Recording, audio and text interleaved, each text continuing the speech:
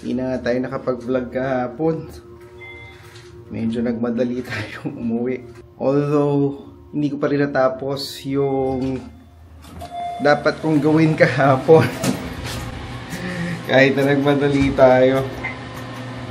Well, hopefully matapos ko today. Yan ang importante, no? Matapos natin yung dapat natin tapusin. Again, welcome ulit sa panibagong vlog. Kung bago kayo sa channel namin, my name is John of Life with the Coronels channel. Kami nga pala ay base dito sa Vancouver, Canada. Naninirahan kami dito sa Richmond, BC. So sa inyong mga interesadong mag-explore ng Richmond, no, feel free to subscribe to our channel para mailibot namin kayo dito. So kung nakikita nyo tong channel namin or yung vlog namin sa feed nyo, eh malamang interesado kayong mag-migrate sa Canada. And siguro you're searching for someone that will give you an insight, no, regarding sa experience namin sa pamumuhay dito sa Vancouver. Malamang interesado kayo malaman kung ano at magkano ba talaga ang kakailangan ninyo para makapag mamuhay ng maayos dito sa Vancouver. And that's probably why na-share sa inyo itong video namin. So kung ang pag-uusapan natin, we've created quite a lot of video na nga with regards to cost of living here in Canada. And a couple of them, no, papakita natin dyan sa screen. So kung interested kayo, feel free to look and search our channel for those videos.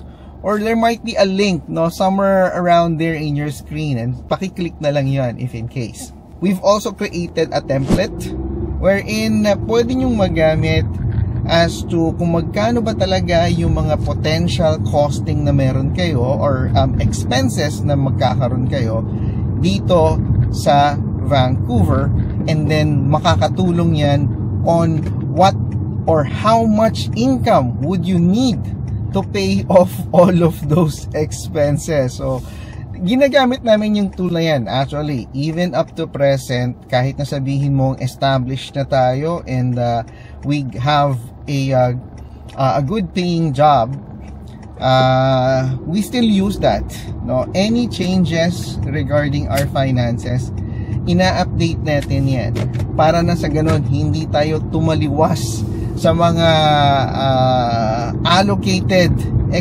budget natin for each of the things na pinagagastusan natin dito sa Vancouver.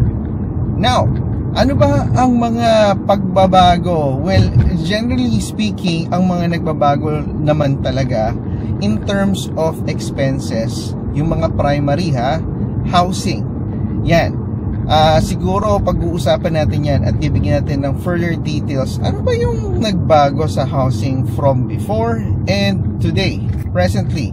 Second naman natin dyan would be yung groceries natin. Food, lagi naman yung nagpa-fluctuate talaga with regards to kung ano ba talaga yung mga available supply and in terms of demand. Kaya talagang dito sa Canada nga, anything that's being imported, no, in terms of produce, medyo pricey yan. Anything that's locally made, just like how it is on with other countries, mas mura talaga. So lahat ng yan pag-uusapan natin yan, no, part ng mga discussion na gagawin natin. Next natin would be insurance, no, kasi kaakibat niyan ang inflation at kung magkano man ang cost of services dito sa Canada. For example, kung tumaas ang rates ng mga doktor, so kung tatanungin nyo ako, connected yan sa mga expenses sa mga services. Kaya isa yan sa mga pag every year talagang tumataas. Today is, hindi ko na alam kung anong date. But it's the second week na ng July. Ilang ano na lang ba? Parang 1.5 na lang ba? 1.5 weeks na lang ba bago tayo mag-completion sa ating mga property na binili. No? Parang ganun na. Malapit na. At tayo ay lilipat na. Siguro, in the previous clip, nakita nyo, no, na kung ano yung series of vlogs na gagawin natin in the next coming days. Yeah? So, kung ano yung mga may expect nyo, di ba? It's all about yung anything related sa cost of life dito sa Canada. Andiyan na yung pinag-usapan natin yung expenses, no? Na kung saan sinabi natin na madami na tayong ginawang vlog tungkol sa mga pag-uusap natin tungkol sa expenses dito sa Canada, no? Ano pa ba ang meron, no? Yung trabaho, no? Na pwede mong makuha dito sa Canada. At makikita niyo yan dyan sa screen nyo, no? A few of the vlogs na ginawa natin tungkol sa trabaho naman sa Canada. Medyo madami-dami na rin yan, no? Pero I think yung isa sa mga pinaka-importante na gusto nyo or dapat nyong mapanood is itong nakikita nyo dyan sa screen nyo. Yung topic natin dyan at saka kung paano tayo nakakuha ng magandang trabaho, magandang pasweldo, at mga magandang benepisyo, no, sa trabaho natin, makikita nyo yan dyan lahat. At yung step by step na kung paano natin inaral kung ano yung magiging field natin, dyan yung malalaman. Marahil pag pinag-uusapan ang gastos, may kaakibat yan na counterpart na topic, which is pasweldo. Nabanggit natin sa previous clip na nakita nyo as part of this vlog, na maraming aspeto ang kinoconsider sa pagtaas o pagbaba ng cost of living dito sa Canada. At nabanggit ko na yan previously. Ngayon, ang pag-uusapan naman natin is kung ano naman yung mga factors na dapat nyong ikonsidera para makapili kayo ng medyo magandang karera dito sa Canada. At sabi ko nga kanina, no, kung interesado kayong malaman yung mga step-by-step guide na ginawa ko kung paano ako nakarating sa kinaluluguran ko ngayon, pakipanood na lang yung vlog natin na yon, nang sa ganoon makopya nyo din kung gusto nyo lang naman yung naging estilo or parang technique na ginawa ko para maabot ko yung narating ko ngayon dito sa Canada. Hindi naman sa sinasabi ko na malayo ang narating ko, pero ito ay alam kong naging malaking parte at malaking tulong ang naidulot nito nung finalo ko tong mga prosesong ito sa aking karera. Lalo na pagka dito kayo naninirahan sa British Columbia. Di ba dapat ang cost of living here in Canada, basically dapat masustentuhan mo ang mga pangangailangan mo at mabayaran mo lahat ng gastusin mo dito sa Canada. Kasama na dyan yung grocery expenses mo, yung living expenses mo, meaning kung nagbabayad ka ba ng mortgage, may renta ka ba, yung insurance mo, lahat ng yan dapat kaya mong bayaran. It's currently July 7, no? 8:09 a.m. in the morning. Inom muna tayo ng tubig. Kanina kasi nagkaroon tayo ng nosebleed, no? Usually nagyayari yan pagka dry masyado yung air sa paligid, no, habang natutulog ka. Kaya dito nga medyo popular ang paggamit ng humidifier. Parang sa ganoon hindi mo na-experience yung ganito. Medyo nafe-feel ko pa yung nosebleed natin. Kaka-English. Inom muna tayong tubig. Aga pa naman kaya naisip ko, why not magkwentuhan muna tayo. Kung fina-follow nyo si Ferds TV, no, meron siyang na-interview na nurse sa atin, sa Pilipinas.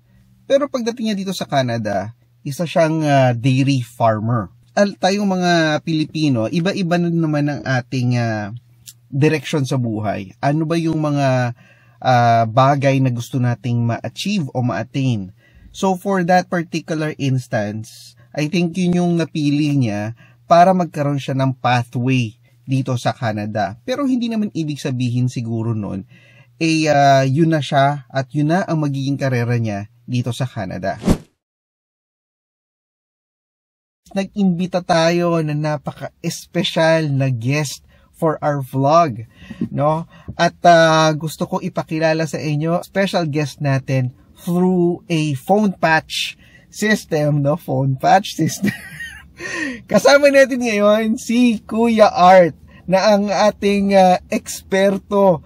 And so, to quickly provide a brief introduction, Kuya Art, baka pwedeng bigyan mo kami ng kaunting introduction tungkol sa background mo at saka sa kaalaman mo doon sa topic natin for today. Ang saya. I love the energy. Kuya Art here. Salamat sa pag-imbita, John. Medyo masaya ako na maging bahagi ng vlog mo today at syempre excited akong mag-share ng konting kalaman ko tungkol sa buhay sa Canada at paano natin matutugunan ang mga gastusin dito. Sa mga hindi nakakakilala sa akin, ako si Kuya Art, isang friendly na virtual na kuya na mahilig mag-share ng tips at advice, lalo na pagdating sa mga bagay-bagay na may kinalaman sa pagpaplano ng finances dito sa Canada. Wala akong malaking pinag-aralan, pero marami akong natutunan sa buhay at nandito ako para magbigay ng simple pero useful na tips na makakatulong sa lahat ng mga Filipino na naninirahan dito sa Canada. So mga TV fam, kung may mga tanong kayo tungkol sa mga bagay na medyo confusing tulad ng budgeting, trabaho, o paano mag-set up ng stable financial future sa Canada, I'm here to help. Ready na ako mag-start, John. Alright, maraming salamat. Napakaganda ng introduction mo, Kuya Art. Pwede na! Anyway, ang katanungan natin is siguro umpisahan natin para lang malaman ng manonood natin. Ano bang difference ng living wage at saka nung minimum wage? Pwede mo bang ibigay yung pagkakaiba ng dalawa? So, tungkol sa tanong mo, minimum wage at living wage, magkaibang konsepto sila. Pero, madalas naguguluhan ng mga tao. Let me break it down in a way na madaling maintindihan. Minimum wage, ito ang pinakamababang sahod na legal na maaring ibigay sa isang empleyado. Sa Canada, bawat province may kani-kaniyang rate ng minimum wage. Halimbawa, dito sa BC, ang minimum wage ay $15.65 per hour. Pero may konting variations depending on your age or experience.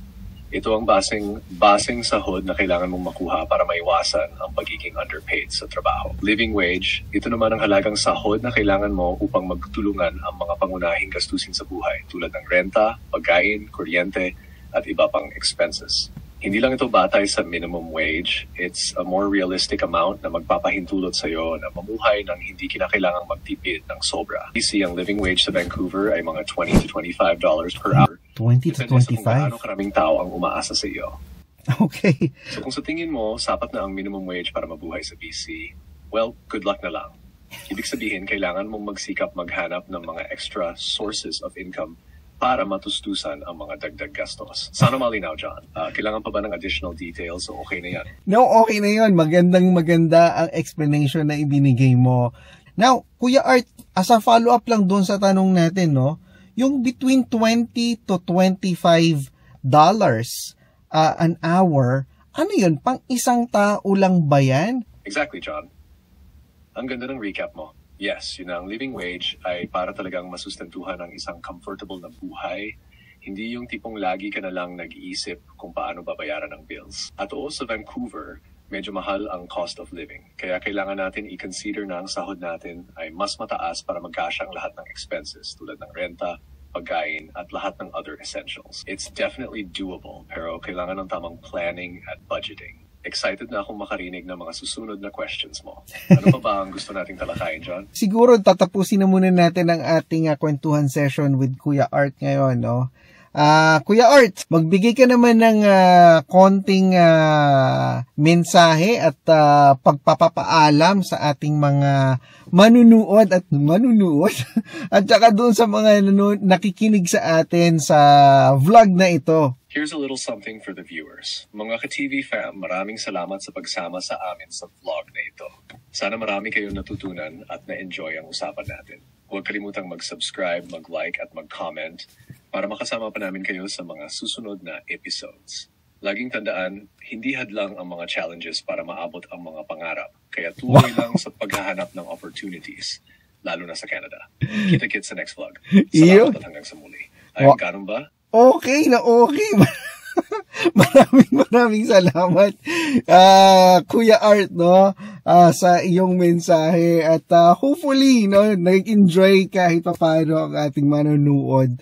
At natuwa at nakapagbigay ka ng ngiti sa kanilang muka doon sa mensaheng binigay mo. Hello, TV fam. So, natapos na nga yung pasok natin. Pauwi na tayo, pero ngayon kasi pupunta tayo sa...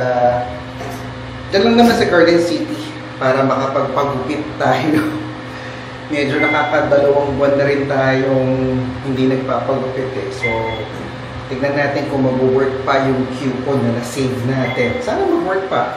Para $5 din yun na savings. Daming parcela, oh. Deliver. Daming nagpa-order online. Ito naka-t-shirt na lang tayo. Sarap nung hindi nagbabalot. T-shirt na lang. Sarap nung feeling. Ang sunset dito sa amin ngayon, parang 9:30. Past 9:30. Yan ang sunset. Since mahaba-haba yung araw, gamitan na rin natin itong opportunity para makalabas. Si Joy, sabi ko nga kanina, is nag-hang out with friends. No? Nagkaroon sila ng happy hour time after work. Alam mo naman to si Joyce, magala. So nag-downtown siya kasama yung dalawa niyang office mate for some R&R. Rest and relaxation. Yun yata ibig sabihin. Part ng ating gagawin is, yun, kung kapagupit tayo, ang gupit dito $23. Plus tax, plus tip. Mapalo ka na ng 26. Kaya tayo, pa nagpapagupit tayo, hindi ganun kadalas talaga. Dahil mahal din eh, no? Gupit mo dati sa Pilipinas, parang every 2 weeks, 'di ba? Nagpupunta ka sa salon para magpagupit. Dito hindi mo magagawa 'yon unless mayaman ka, 'di ba?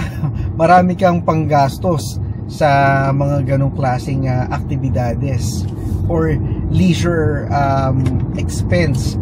Kaya nga yung iba dito makikita nyo, minsan nagpapahabaan ng buhok kasi ayaw din nilang gumastos eh. Apart doon sa style na nila yon, nakatipid sila at saka umiiwas din sila ng gastusin. Anyway, yung pagupitan natin dito lang naman sa Great Clips, yung pangalan ng store, at dito lang naman yan sa may Garden City and Blundell. Sana may makuha tayong parking space. Parang madaming tao pa rin ngayon sa gantong oras. Kaya nakaswerte tayo. Nag-iisang malapit na parking. Kanina nga, no, nag-aantay ako, akala ko may problema yung parang portal ng barbershop. Kasi parang hindi umaandar eh. Ang wait time is 17 minutes for the longest time. Tapos biglang nag-zero out. Hello TV fam. Happy Thursday. Today is July 10. No? And proud lang akong ipakita sa inyo tong ginawa natin. So, in the previous vlog, nabanggit namin sa inyo na pininturahan namin yung entire area na yan. But there's one thing na hindi ko napakita sa inyo na ginawa din natin. Kasi medyo wala na kasi ng oras na ipakita sa inyo. Pero today, gusto ko ipakita sa inyo itong bagong ginawa natin.